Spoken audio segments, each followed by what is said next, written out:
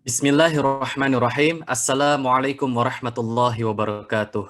Alhamdulillahirabbil alamin. Allahumma shalli ala Muhammad wa ala ali Muhammad. Pemirsa, salam jumpa kembali di program Kabar Petang KC News edisi Jumat 9 Juli 2021. Seperti biasa, kami akan menemani Anda membaca dan menelaah hal paling menarik hari ini bersama narasumber yang berkompeten dan tentu dari sudut pandang Islam. Bersama saya Muhammad Fadilah Abdussalam, inilah kabar petang selengkapnya.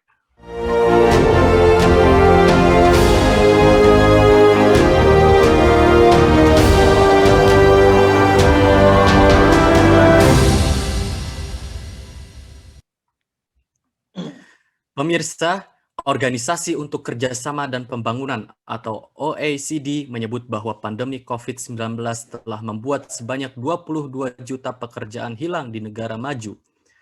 Dalam rilis yang tertulis di laporan prospek ketenagakerjaan tahunan Mei 2021, pengangguran di antara negara-negara OECD turun menjadi 6,6%, namun angka ini masih 1% di atas tingkat pra-pandemi.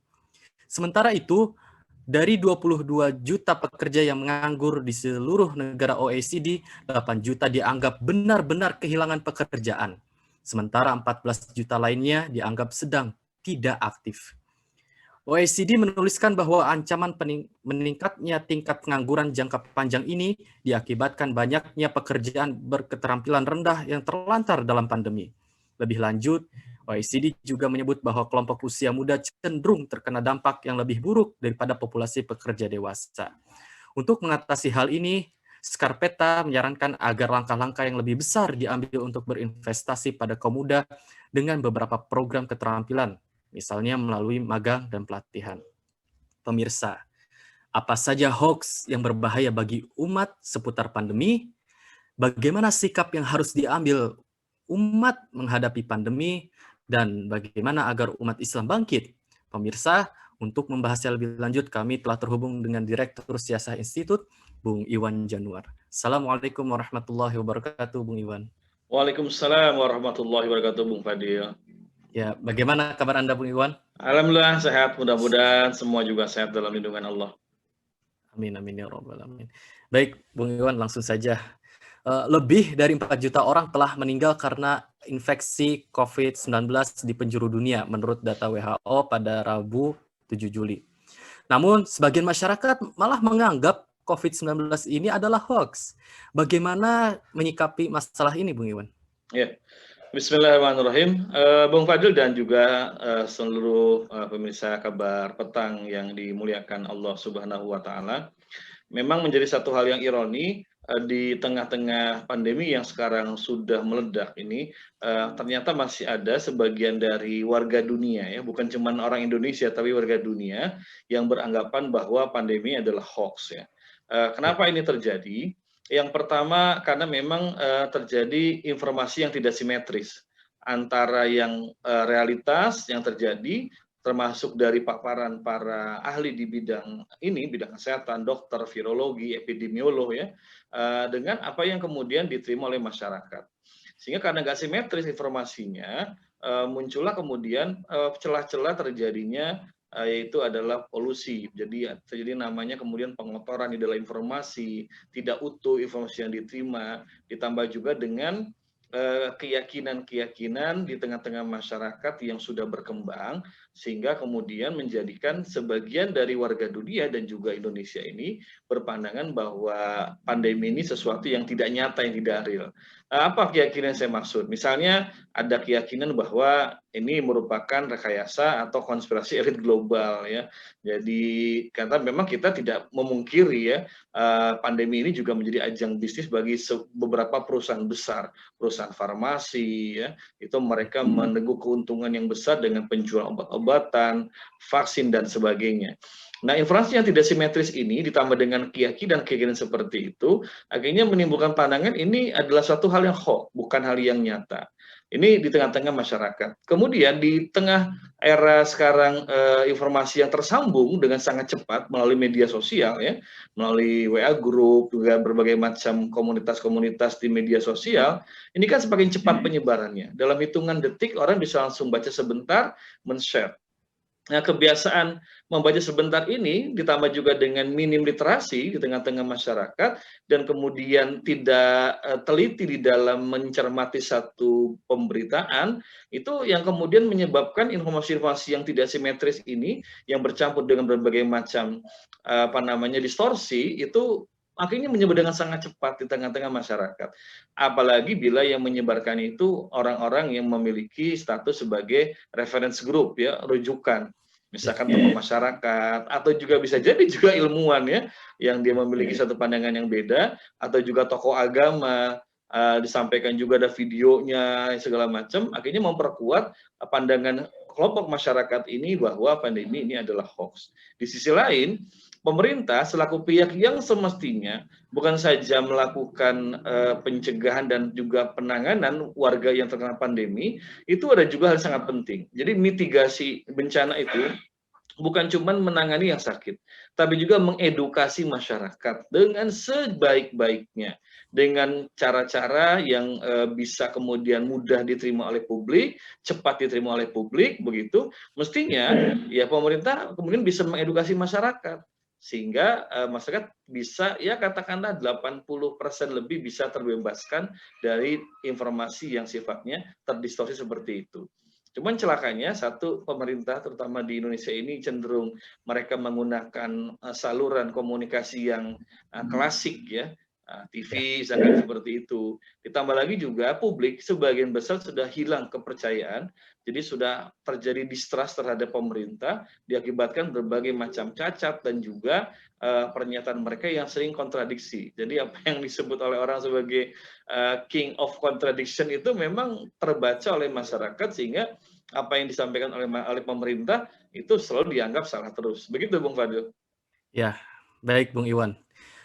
Indonesia telah menjadi hotspot global dengan sebagian besar rumah sakit harus menolak pasien. Pihak berwenang terpaksa mengimpor pasokan oksigen dan rekor ini Bung Iwan 1040 kematian pada Rabu 7 Juli. Nah, bagaimana penanganan wabah di Indonesia Bung Iwan?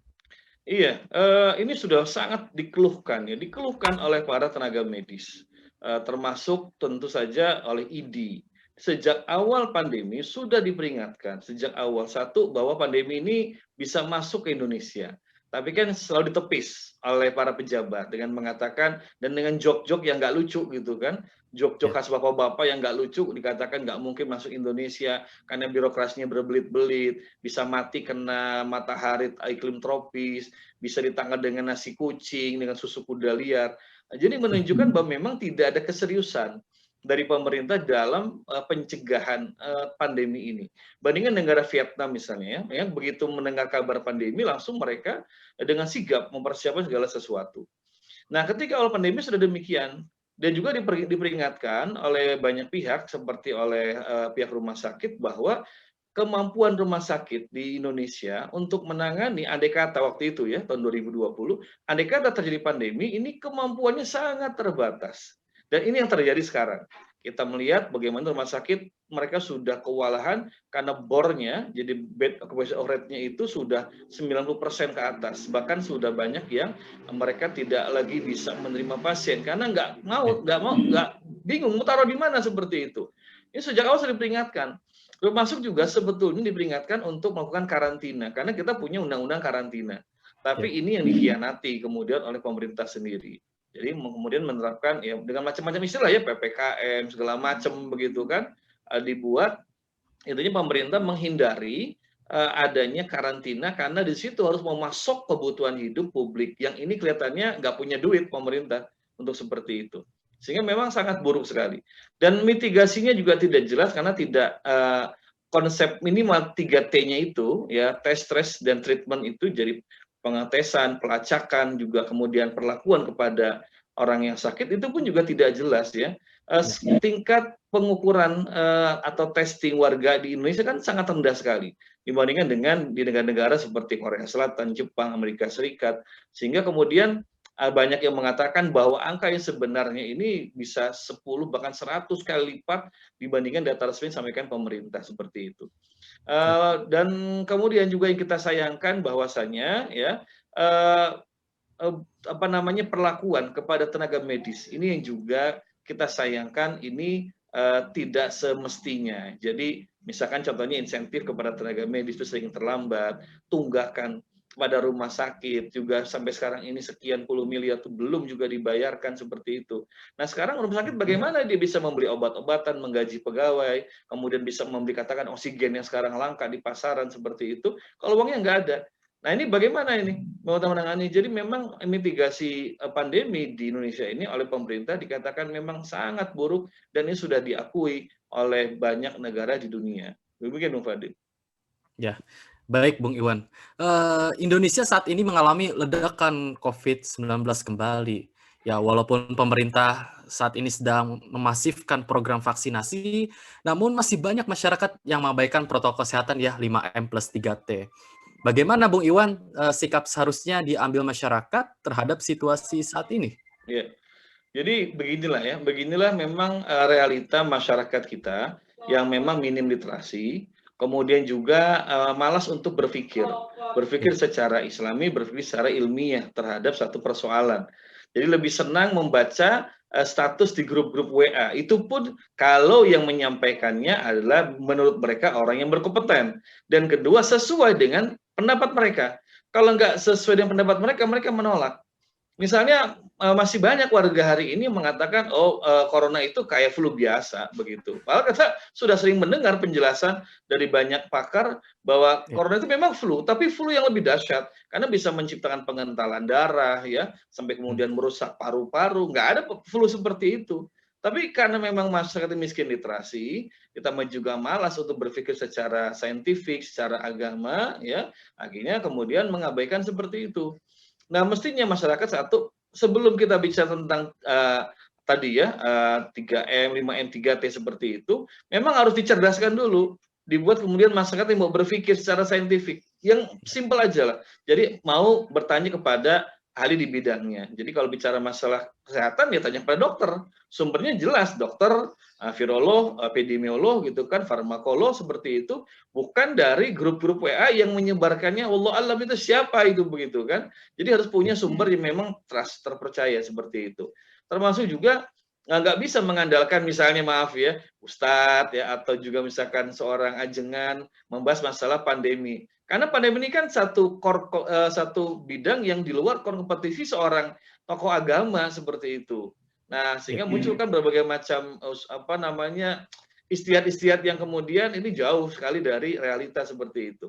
Jadi memang pertama harus cerdaskan dulu, dan yang kedua memang harus ada dari pihak pemerintah itu secara ketat dan tegas ya, dan ini harus kemudian secara berkeadilan menerapkan protokol kesehatan. Jangan sampai ya seorang tukang bubur ya gara-gara dia menjual makanan malam hari di masa PPKM kena denda 5 juta. hmm, Sementara restoran franchise ya yang menghadirkan kerumunan cukup dengan bayar 500.000 begitu kan dan minta maaf. Ini kan nggak berkeadilan. Nah, ini akhirnya menimbulkan gejolak sosial yang baru. Jadi apa yang dikerjakan oleh pemerintah hari ini memang masih jauh panggang dari api. Dan bahkan tadi jauh dari prinsip keadilan. Hari ini saya mendapatkan kabar bahwa Munas Kadin yang diadakan di luar Jawa, kalau nggak salah di Kendari, itu sekarang menjadi klaster baru. Kalau sejak awal sudah hmm, diingatkan, agar jangan ada kerumunan, ada kumpul. Tapi kan tetap nekat diadakan, akhirnya sekarang terbukti menjadi klaster karena banyak peserta di sana itu yang kemudian terpapar COVID. Nah, tapi ada nggak sanksi yang diberikan? Yang nggak ada. Inilah satu hal yang akhirnya membuat masyarakat itu kemudian mereka ya sangat kesal ya, kemudian juga dongkol dan bukan tidak mungkin akhirnya menimbulkan nanti kebencian sosial yang masif ya, yang besar kepada pemerintah dan ini yang kita khawatirkan nanti bisa muncul chaos. Tapi mudah-mudahan nggak terjadi. Demikian dong Waduh. ya, baik Bung Iwan. Sungguh dilematis sekali ya situasinya begitu. Eh, Namun pandemi COVID-19 telah membuat sebanyak puluhan juta pekerjaan hilang di berbagai negara. Bagaimana upaya pemulihan kembali ekonomi negeri ini? Bung Iya, Iwan. Bung Fadil, jadi memang Indonesia ini sebetulnya sebelum pandemi, pada awal tahun 2020 itu ekonomi sudah mengalami downgrade, sudah terdegradasi Hmm, sebetulnya ya. ekonominya, ya. Tanda kutip tertolong dengan adanya pandemi. Artinya tertolong begini, akhirnya bisa mengkambing hitamkan pandemi. Ini kita sekarang ekonomi kita di merosot itu karena pandemi. Padahal Hmm, sejak di awal tahun 2020 itu sudah terbaca bahwa ekonomi Indonesia itu sudah mengalami degradasi, mengalami kemerosotan seperti itu. Jadi utang luar negeri yang terus bertambah, ketergantungan pada impor, begitu kan? Ya, ini terjadi di Indonesia. Nah, karena ada pandemi, akhirnya kemudian disalahkanlah pandemi sebagai biang kerok dari kemerosotan ekonomi. Nah, artinya begini, kalau ingin mengembalikan ekonomi supaya pulih kembali, maka satu bahwa harus melakukan negosiasi utang. Jangan mau membayar utang yang ada ribanya, ada bunganya, karena ini mencekik. Dan ini adalah ya. penjajahan. Jadi kita harus tawarkan bahwa jangan membayar utang dengan bunganya. Kita hanya bayar utang saja. Dan utang yang dibayar pun kita kemudian negosiasi ulang. Misalnya apa? Supaya dibayar nanti bertahap pada skala berikutnya. Sampaikan kita nggak punya uang. Kita ada uang, kita ingin pakai untuk pemulihan ekonomi. Kita mau kedepankan ekonomi dalam negeri supaya bangkit begitu. Dan jangan terima tawaran politik, misalnya seperti beberapa negara yang punya utang ke Cina, akhirnya kemudian menawarkan daerahnya, kawasannya, pulaunya, untuk kemudian dikelola oleh Cina. Kita menolak seperti itu. Jadi harus ada keberanian untuk melakukan demikian. Nah ini yang pertama. Lalu yang kedua, bahwa pemerintah harus menjadi pemerintah yang kemudian clean government. Jangan sampai kemudian Ya. anggaran yang ada itu hanya muter-muter di kalangan pejabat, keluarganya, koleganya, rekanannya seperti itu. Akhirnya mendapat keuntungan hanya mereka. Lalu ketiga, fokus pada sektor-sektor yang memang menggerakkan ekonomi publik. Misalnya apa? Ya pertanian, kemudian jalan-jalan ke daerah pedesaan, sentra-sentra ekonomi, bukan membangun jalan tol misalnya. Jalan tol itu manfaatnya sangat kecil bagi publik ya. Hanya orang-orang yang punya mobil saja yang pakai jalan tol begitu. Sementara petani-petani mereka nggak butuh jalan tol seperti itu ya. Atau juga membangun misalkan bandara, MRT begitu. Kalau memang nggak perlu buat apa? Untuk apa kepentingannya? Sebaiknya fokus kepada infrastruktur yang memang itu langsung berkaitan dengan hajat hidup publik, bukan cuma orang tertentu tapi semua kelompok masyarakat. Kan terbukti akhirnya sekarang banyak infrastruktur yang bangun Jokowi ini mangkrak, dan tadi pagi saya baca juga ada sekitar kalau nggak salah 60 ruas tol yang akan dijual itu akhirnya. Apa 6 saya lupa ya, ada beberapa ruas jalan tol yang akan dijual untuk menutupi utang. Nah, ini kan dahsyat betul. Jadi kegagalan perencanaan pembangunan di tanah air. Begitu Bung Wadil. Ya, baik Bung Iwan. Terakhir, lalu di tengah carut marutnya ini, bagaimana agar umat ini bisa bangkit secara pemikiran dan bahkan seluruh aspek kehidupan? Pertama, umat Islam ini sudah punya modal kuat, akidah, ya, iman. Nah, iman ini harus dikuatkan. Bukan hanya tawakal kepada Allah, tapi juga iman terhadap syariat Islam. Bahwa hanya dengan Islam, persoalan bangsa ini akan selesai, begitu. Jadi umat ini akan muncul kemudian spiritnya, semangatnya itu untuk kembali pada Islam. Karena kita sudah memakai aturan ekonomi sekarang, ekonomi kapitalistik, liberal, sudah kita pakai. Hasilnya apa? Kolaps ekonomi, begitu ya. Nah, oleh Oke. karenanya, umat harus ditumbuhkan keyakinan bahwa hanya dengan syariat Islam, hanya dengan Islam, maka ekonomi akan bisa pulih. Dengan politik Islam akan pulih. Dengan sistem sosial Islam juga akan kembali pulih. Ini harus dimunculkan. Nah, oleh karenanya para da'i, para alim ulama, anjengan, kiai itu harus fokus pada hari ini dakwah menguatkan akidah, menguatkan iman, dan meyakinkan umat bahwa obat satu-satunya, solving problem satu-satunya yang terbaik hanya kembali pada Islam secara kafah. Bukan hanya akhlaknya, bukan hanya ibadahnya, sodakohnya, tapi secara kafah. Itu harus ditugas para da'i, ajengan, kiai, harus menyampaikan itu kepada publik. Begitu, Bung Fadil. Ya, baik. Terima kasih Bung Iwan Januar, Sama-sama. Direktur Siasah Institut telah bergabung pada program Kabar Petang kali ini. Assalamualaikum warahmatullahi wabarakatuh, Bung Iwan. Waalaikumsalam warahmatullahi wabarakatuh. Ya. Pemirsa Kabar Petang, semoga Anda mendapatkan banyak manfaat dari acara kami. Sampai bertemu lagi di jam dan channel yang sama setiap hari. Jangan lupa untuk like, subscribe, dan klik lonceng untuk mendapatkan notifikasi dari KCN News. Akhirnya saya Muhammad Fadilah Abdussalam bersama kru yang bertugas undur diri. Tetap sehat, tetap semangat, dan tetap taat. Wassalamualaikum warahmatullahi wabarakatuh.